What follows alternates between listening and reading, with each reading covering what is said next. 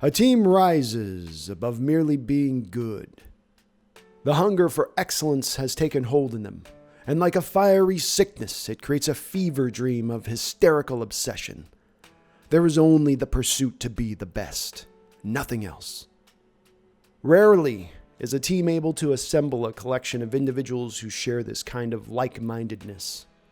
In 2012, Coach Pete Carroll was almost finished putting together just this kind of crew, a junkyard dog from the roster's first man to the last.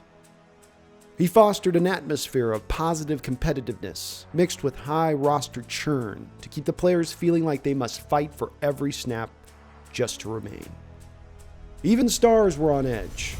Normally insulated, highly paid starting quarterbacks could be shuttered for the new breed if the new was better. The smallest of mistakes could get you got. So when highly paid wide receiver TJ Hushmanzada refused to change seats in a team meeting, he was soon shipped out for insubordination. As the 2012 season began, it was clear the Seahawks had improved their roster over the last few years since their inexplicable 7-9 division title. But everyone was still waiting for the wins that had yet to pile up. The Seahawks started the season 3-2, and locally, no one was quite sure where they stood. Nationally, there seemed to be a feeling of, who do these guys think they are? Too brash, too arrogant, too much swagger. Their defensive backs are too big, the quarterback's too small. They gave a college coach all the power up there in southern Alaska, and he's put together a freak show. The pundits said this Week 6 game against the Patriots would finally put this plucky Seahawks team in its place.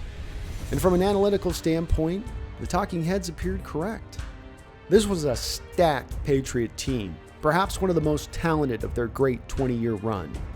Tom Brady had slot specialist Wes Welker, and the Rob Gronkowski, Aaron Hernandez two tight end sets had become the newest unsolvable problem in the NFL. But the Patriots might have been even better on the defensive side of the ball.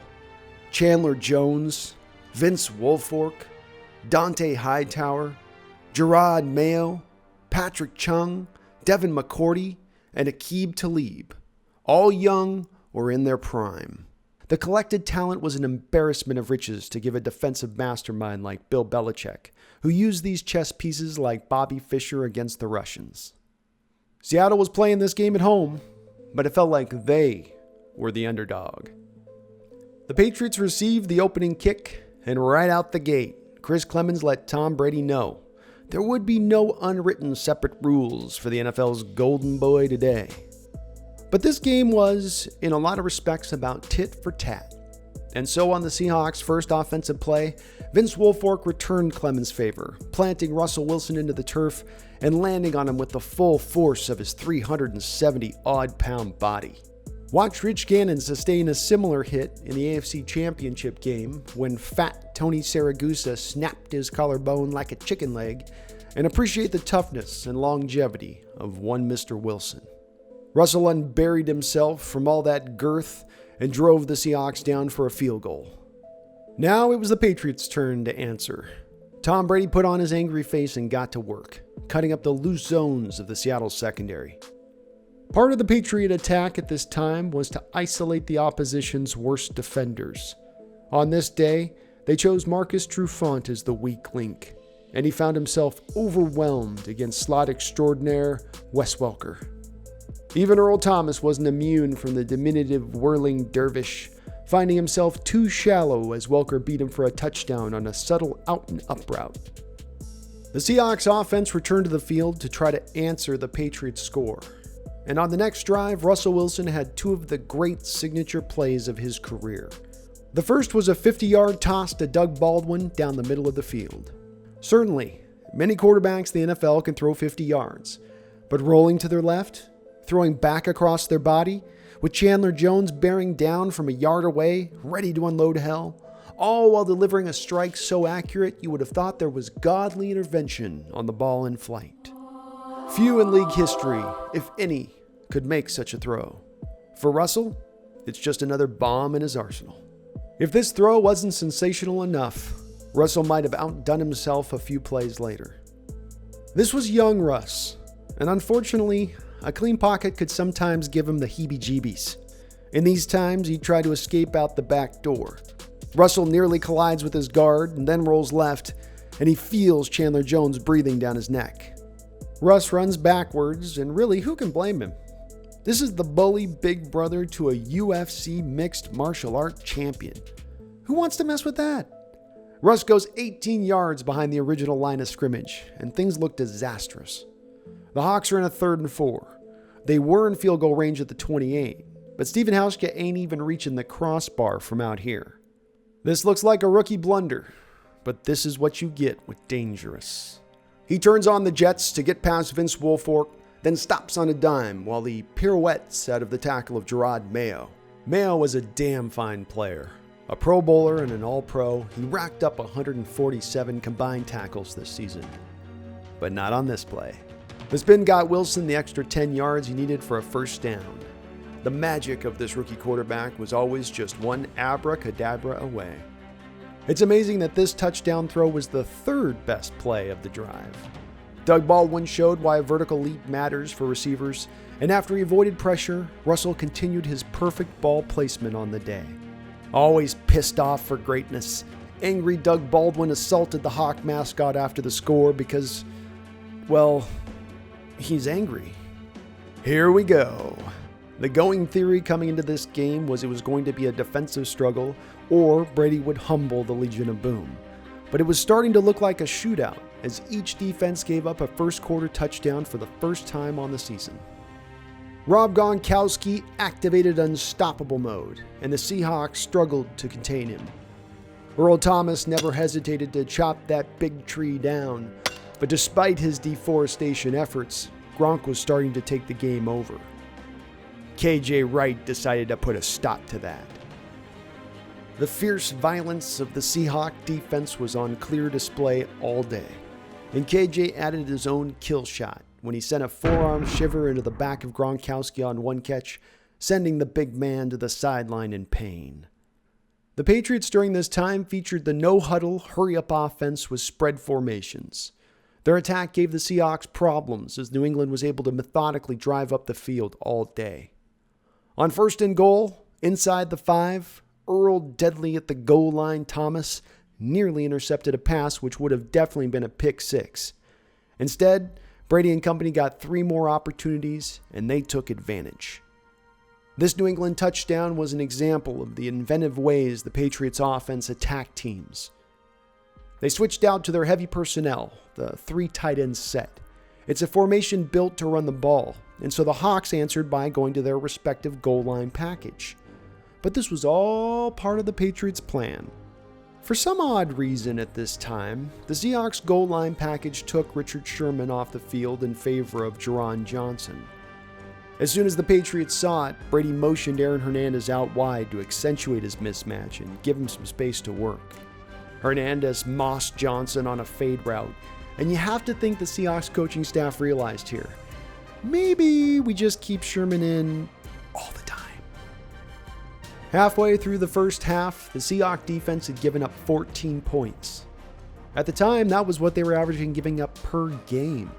Yet, the offense was holding its own on the other side of the ball.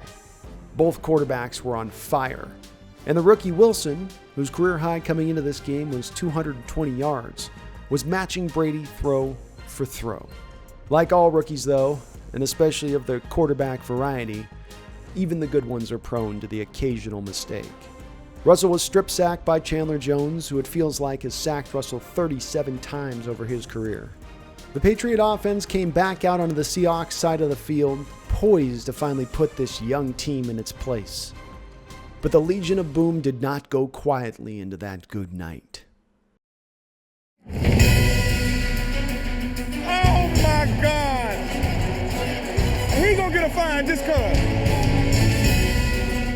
A few plays later, with KJ Wright's elbow still indented in his back and feeling the thumping feet of Bobby Wagner steaming towards him, Gronkowski suffered an uncustomary drop.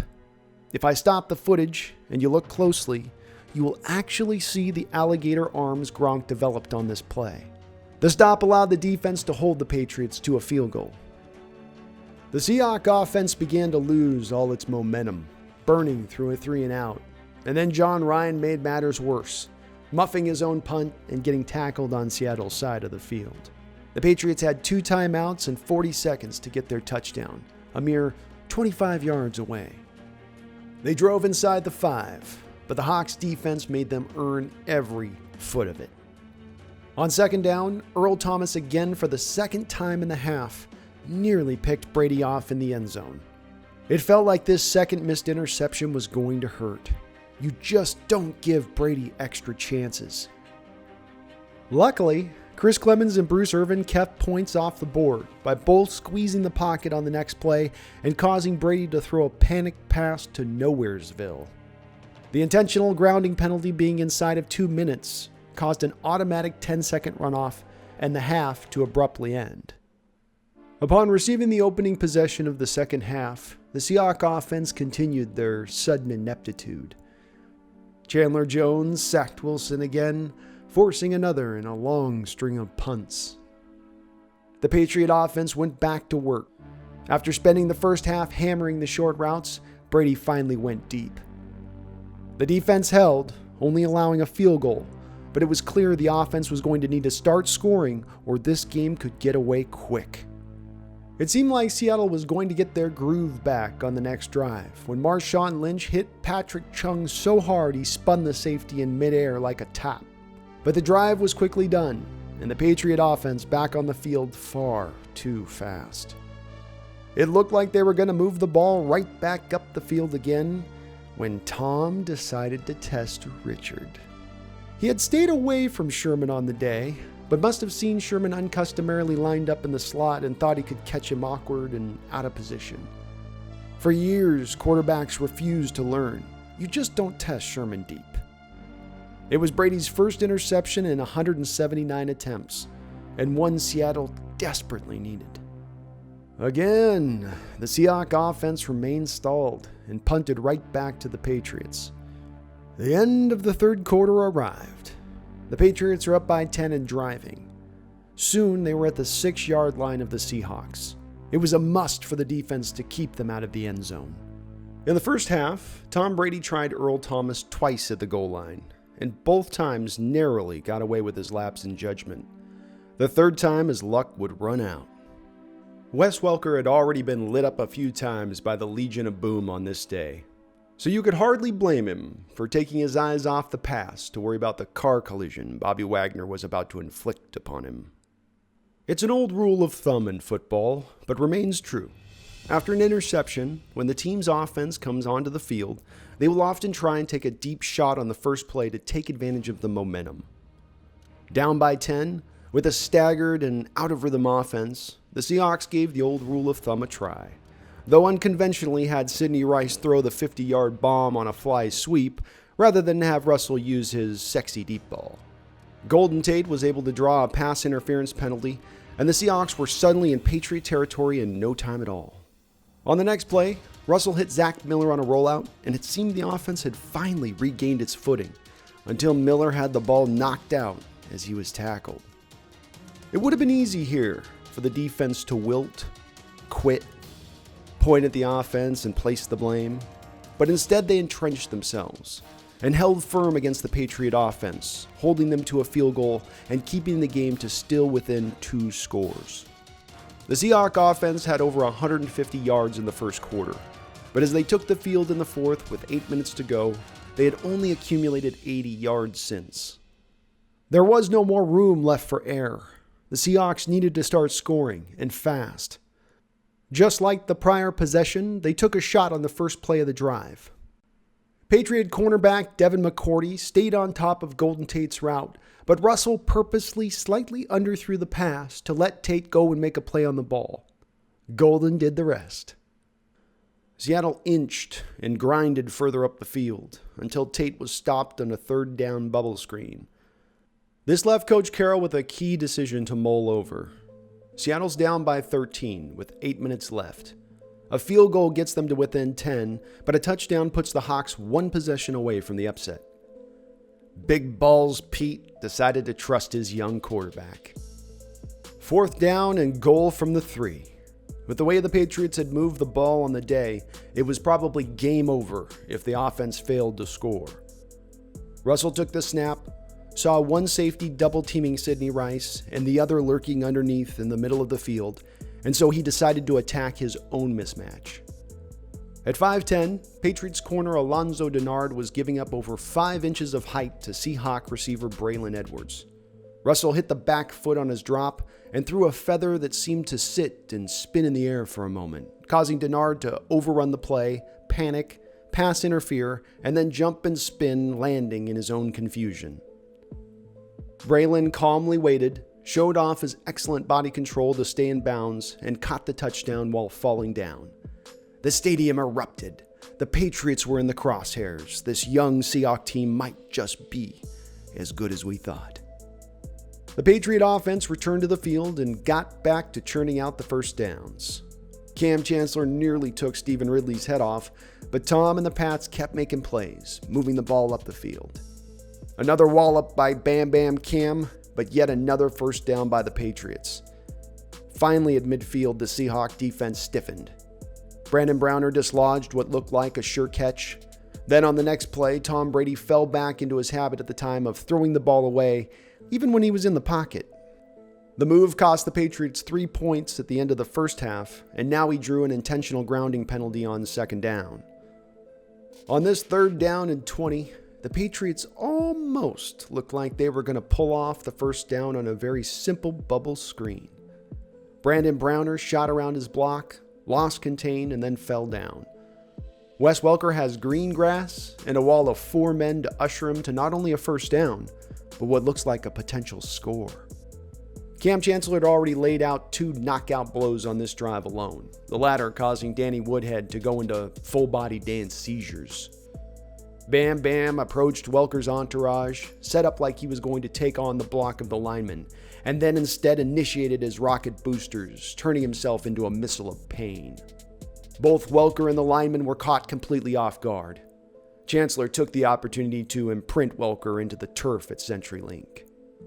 After a well-placed punt, the Seahawks offense came back out onto the field with over 3.5 minutes on the clock. Plenty of time to get it done. But even after Marshawn Lynch had one of his best runs on the day on first down, the Seahawks again fell victim to a 3-and-out. At the moment right here, we're going to have to decide what type of team we want to be. The comeback appeared derailed. There was still enough time on the clock, and the Hawks had 2 of their timeouts, but the Patriots were about to get the ball back, and they had only had 4 3-and-outs all season long, and none on the day. You had a quarterback who many consider the greatest of all time, in his prime, with a wide arsenal of weapons at his disposal. Picking up a few measly first downs seemed nearly ceremonial. Yet the Seahawks defense took on the challenge again, putting up a brick wall against New England's attempt to run out the clock. On 3rd down, the Patriots tried a pick play on Brandon Browner with Gronkowski, but as we all know, no one picks Brandon Browner.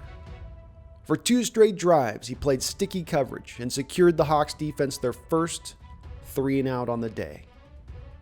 Leon Washington returned a short Patriot punt past the 40, and the Hawks were open for business. They eked out a first down and seemed in no hurry to get up the field, even handing the ball to Marshawn a few times.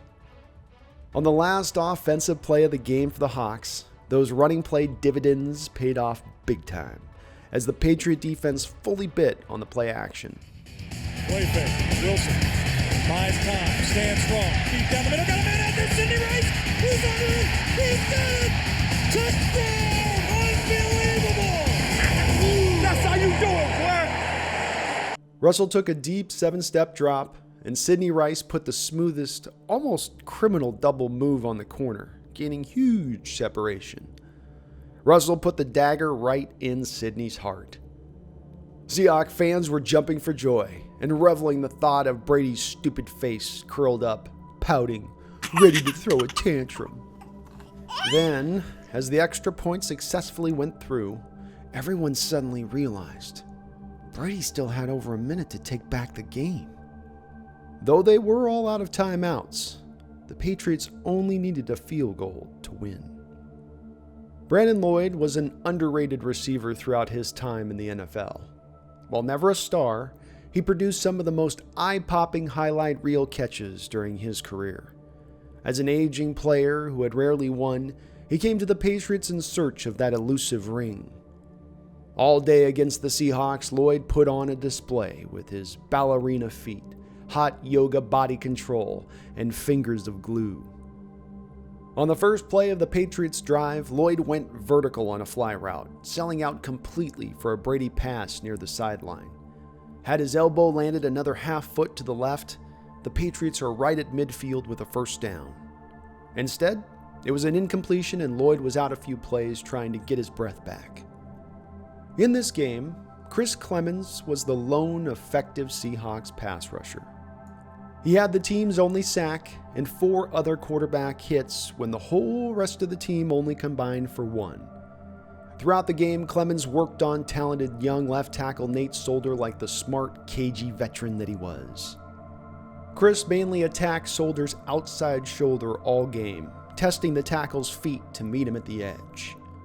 Great pass rushers can set up a lineman for a moment when they need a sack, and that's just what Chris did, taking advantage of Solder's overset, spinning back to the inside beautifully, and sacking Brady before he even had a chance to react. This made it 3rd down and 17. Tom knew the Patriots were in 4-down territory, so he tried to get a chunk of the yards back on 3rd down, throwing a short in-cutting route to Aaron Hernandez. Hernandez let the pass slip right through his fingers, but there was no doubt he could feel the trio of the Legion charging at him, getting ready to execute the triple squish. 4th down and 17. The Patriot offense wasn't built for this. They were dink and dunk, not large chunks. Brady dropped back and felt the whole pocket close in around him like a body bag. He managed to climb the pocket and tried to sneak out right through the front door. Brady never was the most nimbly-bimbly, and he managed to trip himself on his own foot, which caused him to throw a panicked pass to Welker. Wes was quickly wrapped up by Bobby Wagner far in front of the sticks, and Bobby added insult to Wes's painful day, slamming his head off the turf so hard it looked like Wes might have gotten concussed.